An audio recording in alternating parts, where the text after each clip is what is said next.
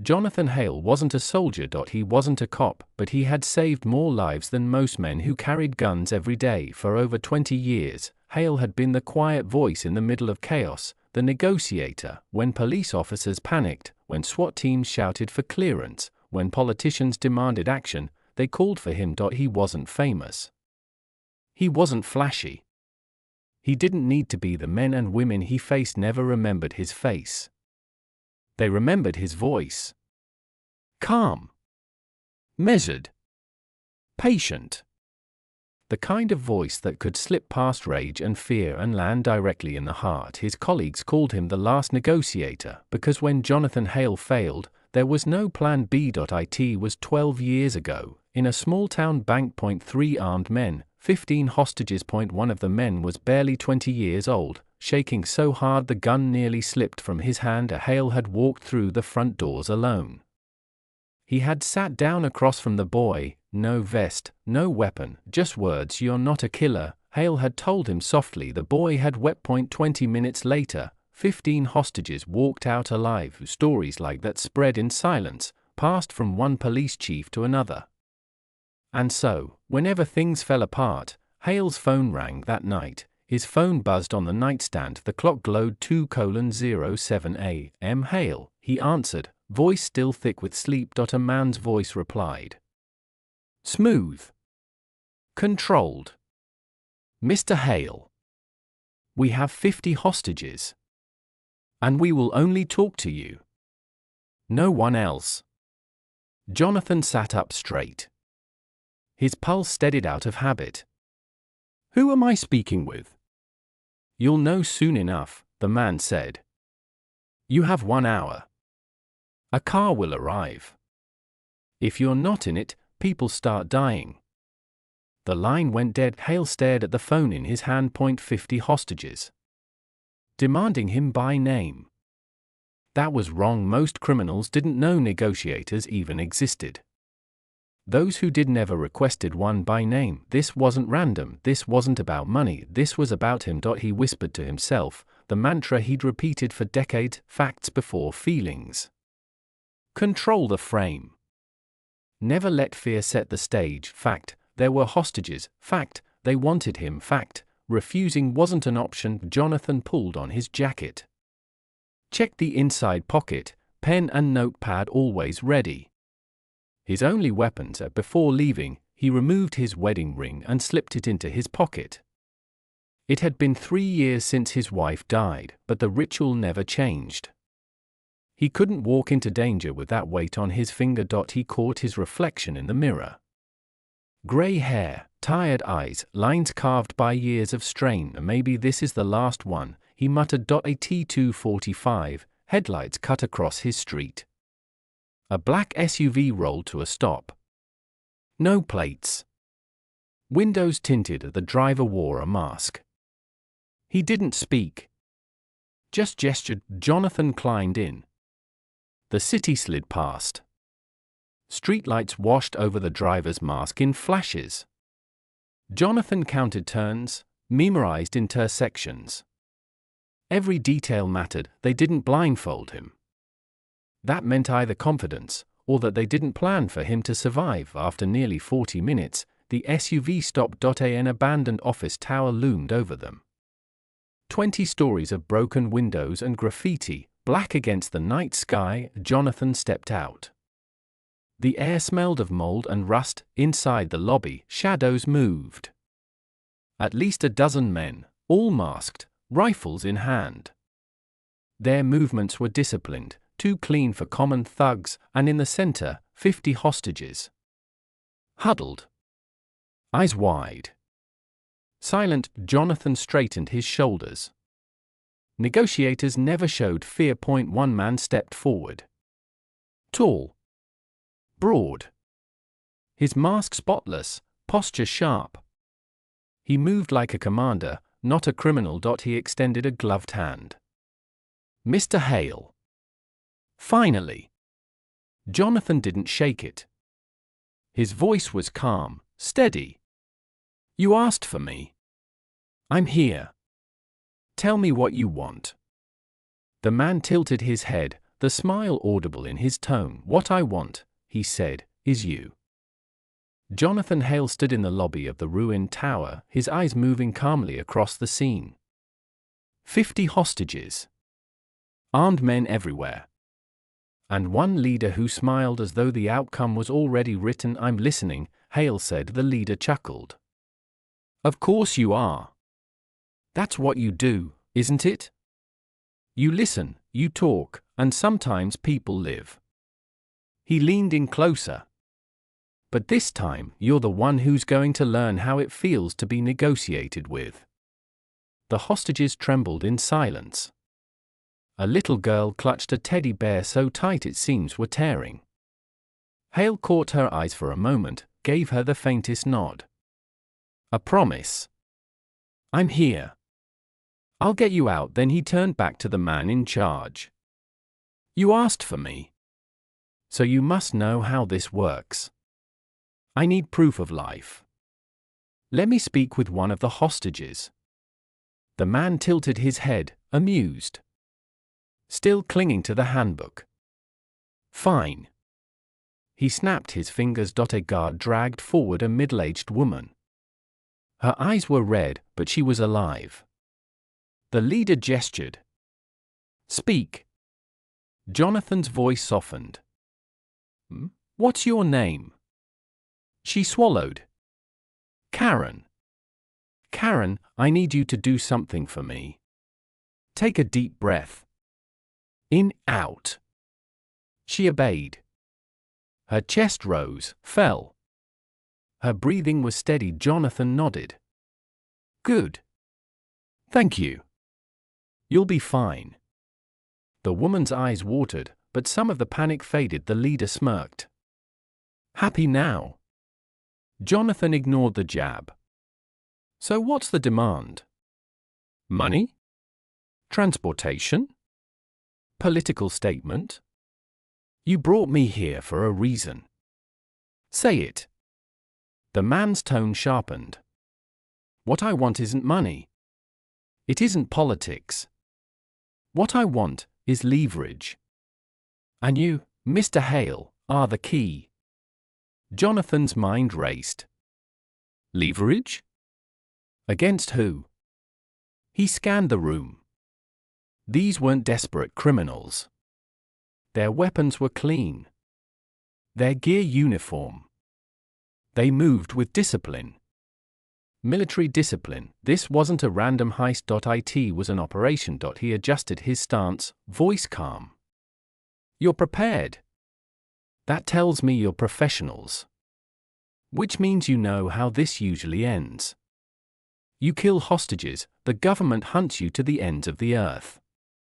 So tell me, why set yourselves up to lose?" The leader stepped closer until Hale could see his eyes glinting through the mask. "We didn't set ourselves up to lose. We set you up to lose." For the first time in years, Jonathan felt his pulse skip. This wasn't a job, this was a trap. Nathan Hale Jode faced hundreds of criminals.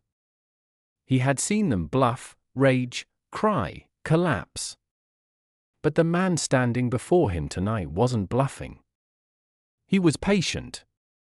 Calculated. The leader leaned against a cracked marble pillar as if this were all theater.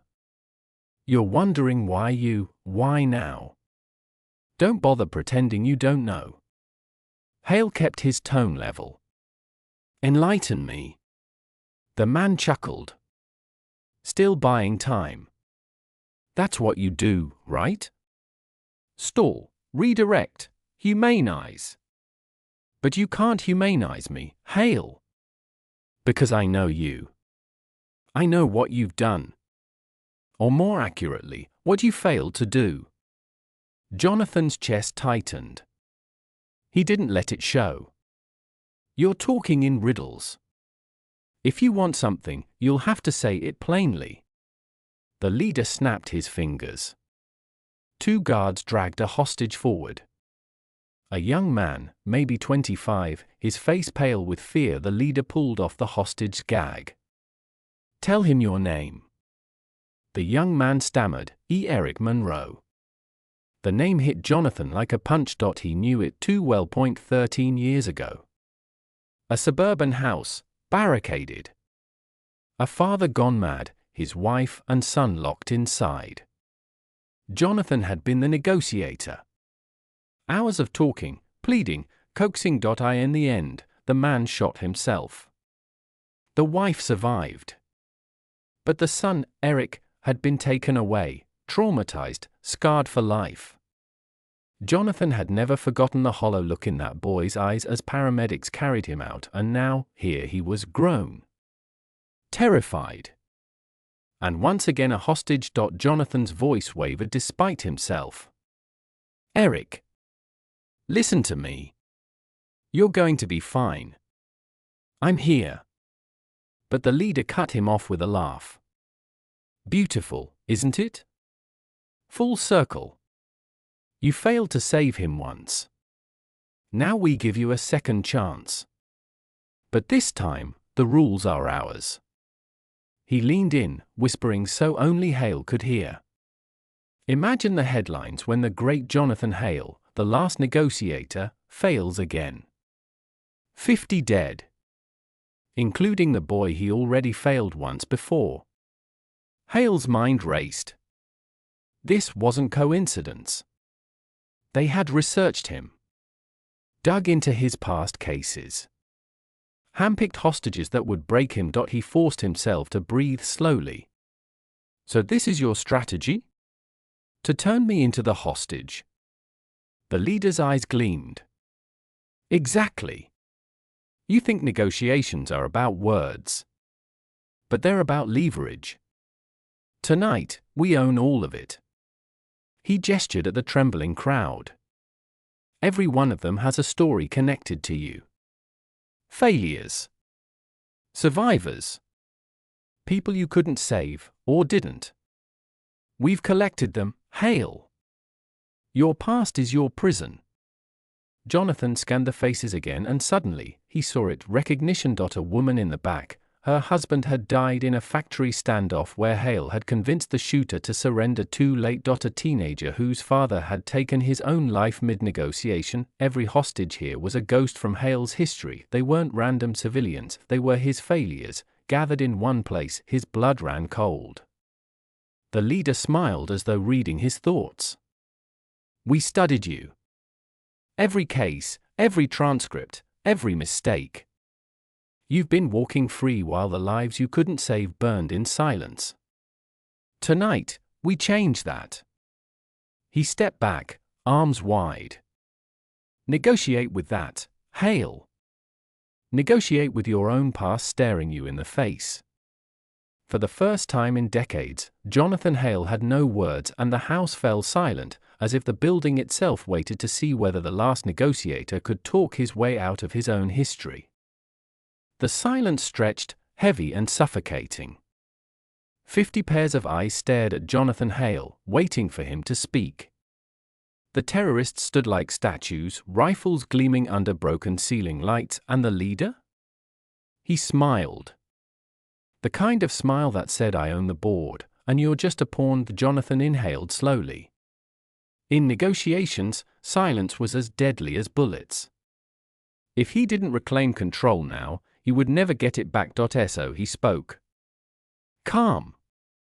Steady. You've done your research. You know my cases, my past. You've built a stage with me at the center. The leader tilted his head. Correct. But there's something you've forgotten, Jonathan continued, his voice gaining steel. Theater isn't about the actors. It's about the audience. And your audience, he gestured at the hostages, is terrified. Terrified people make mistakes. They panic. They break formation. And when they do, even the best planned performance collapses. The leader's smile faltered just slightly. Not much, but enough for Hale to see it. Jonathan pressed. You want to break me? Fine. But every second we waste here, your men grow nervous. They've rehearsed orders, not chaos. They're disciplined, but discipline cracks under fear. You think you're in control, but I've spent 20 years dismantling control piece by piece. The leader stepped closer, lowering his voice. Bold. But empty. You think words will unravel us? We aren't petty bank robbers, Hale. We are soldiers. And soldiers don't break. Jonathan leaned in just as close, whispering, everyone breaks. The only question is who breaks first. The leader's eyes narrowed. He motioned, and one of his guards yanked a hostage to their feet, the young man, Eric Monroe. The boy from Hale's past. Let's test your theory, the leader said. He pressed a gun to Eric's temple. Convince me not to pull this trigger. The room froze. Hostages whimpered, guards stiffened. Jonathan's pulse quickened, but his voice remained calm. You kill him, Jonathan said evenly, and you lose your ace. He's not leverage anymore.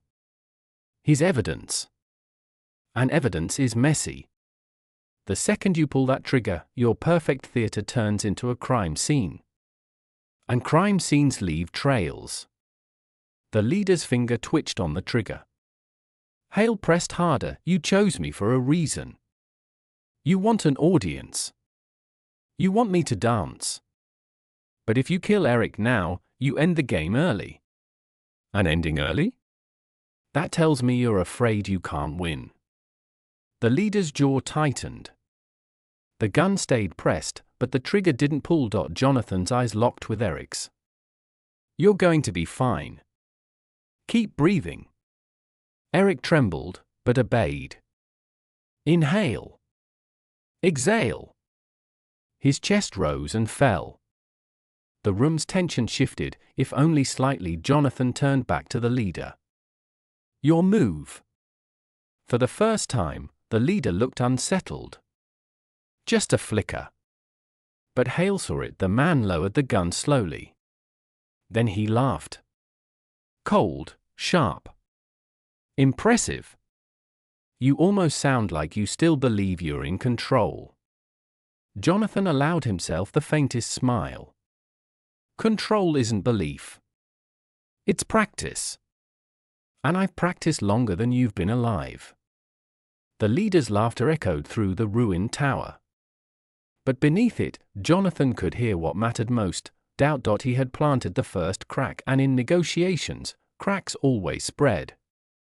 The tower had gone eerily quiet after the laughter faded. The hostages huddled tighter, the guards stiffened into statues. Hale stood motionless, watching the leader pace slowly across the cracked lobby floor. You're good, the leader finally said. You read tension, twist it, make it your ally. That's why they call you the Last Negotiator. He turned suddenly, voice sharp. But what they don't know is the truth. You're not a savior. You're a fraud. Hale didn't blink. If I were a fraud, you wouldn't have brought me here. You need me. That's the truth. The leader smirked. Not for long. Because I've got something you've kept buried for 15 years. Something even your colleagues don't know. A projector flickered on against the mold-stained wall. Static buzzed, then an image appeared, an old case file photo. Jonathan Hale froze. It was her face, Emily Carter. The name alone was enough to send a chill down his spine. She had been a hostage in a downtown standoff 15 years ago. Jonathan had negotiated for 6 hours. In the end, the shooter agreed to surrender, on one condition. That condition was Emily. He wanted her to walk him out. Jonathan had agreed, thinking it was safe. It wasn't. On the street, the shooter had turned, gun hidden, and fired. Emily was killed instantly. The shooter was gunned down seconds later. It was Hale's decision, his failure, his burden. The hostages gasped as the leader's voice filled the silence. The world never knew the truth. They thought the shooter snapped. But you, Hale, you made the choice that killed her. You traded one life for 15, and you buried the cost. Jonathan's throat tightened. He forced his face to stay calm, but inside, the guilt clawed like an old wound ripped open. The leader stepped closer. Tell them, Hale. Tell your precious audience how you chose who lived and who died. Jonathan's voice came low, steady. I made the only choice I could. 15 people walked out alive. I carry the one who didn't. Every single day. The leader's eyes narrowed. And that's the weakness we'll break you with. Because deep down, you know every death you prevented was bought with the blood of someone you failed. He turned to the hostages. Look at him. This is your savior? A man who bargains lives like poker chips. Fear rippled through the crowd. Some hostages stared at Hale not with hope, but suspicion. Doubt. Jonathan felt it. The tide turning against him. The leader had planted poison, and it was spreading. He closed his eyes for a moment. His wife's voice echoed in memory. You can't save them all, Jonathan. But you can try. Always try. When he opened his eyes, his voice was iron. You think exposing my past breaks me? You're wrong. It's what makes me dangerous. Because I know the cost of failure. And I'll bleed myself dry before I pay it again. He turned, addressing the hostages directly. Yes. I made mistakes. I've lost people. And I'll lose more before I die. But not tonight. Not here. Not you. The room held its breath for the first time. The leader's expression faltered. He had expected denial, shame, collapse. Instead, he got defiance. Jonathan stepped closer, his voice low but carrying weight. You wanted to use my ghosts against me. But you forgot the one truth every negotiator lives by: pain sharpens. It doesn't break. And tonight, mine is sharper than your guns. The hostages' eyes shifted. Fear gave way to something else. A spark of hope, and the leader knew he was losing them. The lobby of the abandoned tower felt like a coffin waiting to be sealed. The leader paced, fury hidden under his mask, while the hostages clung to each other in terrified silence. Hale stood in the center, battered by ghosts, his past dragged into the open like a weapon, but instead of breaking, he straightened. His voice cut through the tension like a blade. You've shown them my failures. Fine. Now let me show you yours. The leader stopped pacing. Careful, Hale. No, Jonathan said firmly. You want this to be theater? Then let's finish the performance. Jonathan turned his eyes to the hostages. Every one of you was chosen to remind me of my ghosts. But look at yourselves. You're still here. You survived. That means I didn't fail, not completely. Because you lived long enough to be standing in this room. And tonight, you'll live long enough to walk out. A murmur rippled through the hostages. Hope. The leader barked. Silence. His guards raised their weapons. Jonathan didn't flinch. You think you control them because you have guns. But I've spent my life in rooms like this. And let me tell you something you forgot: fear fades. It always does. And once it fades, your guns mean nothing. He locked eyes with the guards. How long have you been here? 2 days? 3? No sleep. No breaks. You think discipline will carry you forever? It won't. You're already twitching. Already doubting. You know this won't end clean. One guard shifted uneasily.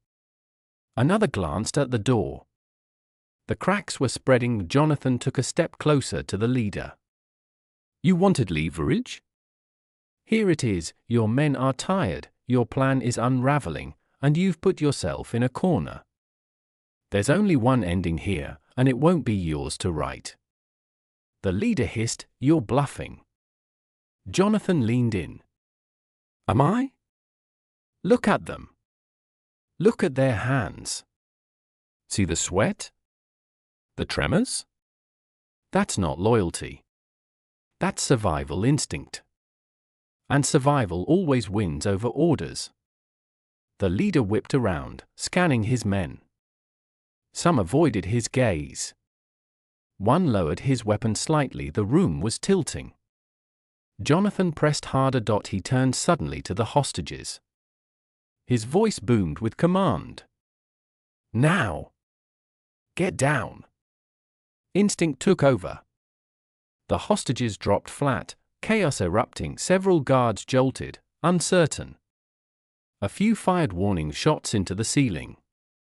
The deafening crack sent plaster raining down. Jonathan seized the moment. He lunged at the nearest guard, slamming the man's rifle aside. The weapon clattered across the floor. Hale grabbed the notepad from his jacket pocket and hurled it across the room, drawing eyes, buying seconds. The leader shouted, "Hold formation." But his voice cracked. One guard panicked and bolted for the exit. Another swung his rifle but froze when a hostage clung to his leg, sobbing. The discipline shattered like glass. Jonathan shouted, "They're breaking. Don't give them time to recover." The hostages surged, not with violence, but with sheer desperation. They scattered, crawled, shoved against guards. The careful stage the terrorists had built dissolved into raw chaos. The leader roared, raising his pistol, but Jonathan was faster. He lunged, grappling the man's arm, forcing the barrel skyward. The gunshot exploded into the ceiling. They struggled, muscles straining. The leader snarled, "This doesn't end with you winning." Jonathan's voice was a growl. "It doesn't end with me losing, either." With a surge of strength, he slammed the leader against the marble pillar. The pistol skittered across the floor, vanishing into the stampede. The leader gasped, pinned, his mask slipping to reveal cold gray eyes. Jonathan leaned close, his breath steady despite the chaos around them. "You built this whole show around me. Around my past. But you forgot the simplest rule of negotiation." The leader wheezed, "And what's that?" Jonathan's voice was calm, final. "The one who talks last, wins." The leader's eyes widened. Before he could speak again, one of his own exhausted guards dropped his weapon and fled. Others followed, peeling away like dominoes. Without formation, without faith, the group disintegrated. The hostages surged toward the exit, guided by Jonathan's steady hand. Sirens wailed outside. Police floodlights cut through the broken windows as SWAT teams stormed the building. The remaining terrorists surrendered, weapons clattering to the floor. Jonathan stood in the wreckage, chest heaving, eyes scanning the hostages as they were led out one by one. Alive. Breathing. Safe. Eric Monroe passed him, trembling but alive. Their eyes met. Jonathan gave him a nod. This time, he had kept his promise. The leader was dragged past in chains, his mask gone, face twisted with rage. He spat, "This isn't over, Hale." Jonathan's reply was quiet, almost weary. "It is tonight." Hours later, Jonathan sat alone on the back of an ambulance, his jacket torn, his hands shaking. He stared at the sunrise bleeding across the horizon. For years, he had wondered if his time was over. If the ghosts of his past would finally drown him. But tonight, he had learned the truth. The ghosts never leave, but they can be used not as chains, but as weapons. A young officer approached, wide-eyed. "Sir, how did you do it? How did you keep them from breaking you?" Jonathan looked at the horizon, his voice calm. "Negotiation isn't about winning or losing. It's about lasting longer than the fear. That's all." The officer frowned. "And what happens when the fear doesn't fade?" Jonathan's lips curved into the faintest smile. "Then you talk, until it does." The sun rose higher. The city awoke, and Jonathan Hale, The last negotiator knew this might not be his last battle, but it was his greatest victory.